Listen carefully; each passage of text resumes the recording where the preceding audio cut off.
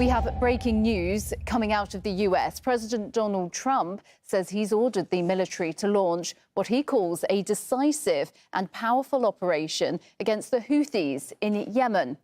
US media report the military is carrying out large-scale strikes against dozens of targets, including the capital Sana'a.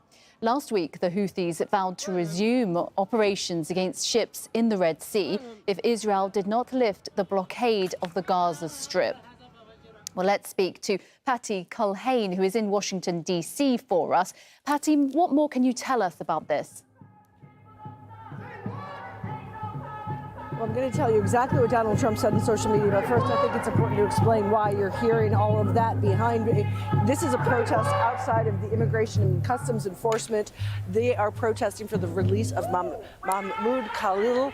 He was a Columbia student who was integral in the protests over the Gaza war. He has had an absolutely unprecedented move. He's a permanently resident green card holder.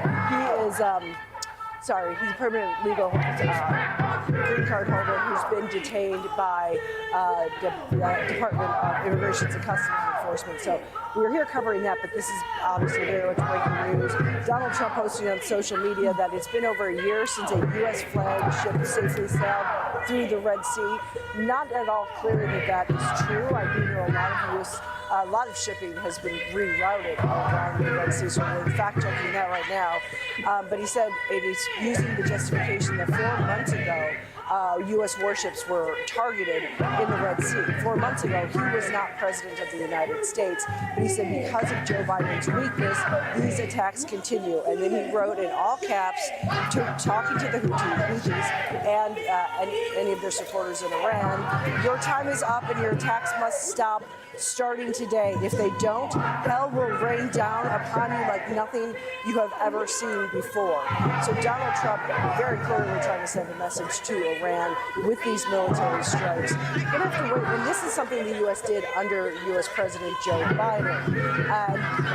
So it didn't really get a lot of attention domestically. Obviously, protests like this one are happening across the country today. That's where a lot of the focus is going to be. But keep in mind, Donald Trump is the president who campaigned on keeping the American military out of wars. But this is obviously going to sit badly with some of his supporters. Others, though, will say he's projecting strength. So, again, very much breaking news. We're here to cover this protest. But, again, Yemen, breaking news. Donald Trump saying that the military is acting now and will continue to act until the Houthis stop shelling in the Red Sea. OK, Patty Culhane in Washington, D.C. Thank you very much for that breaking news, and apologies for how it's very loud down there, of course.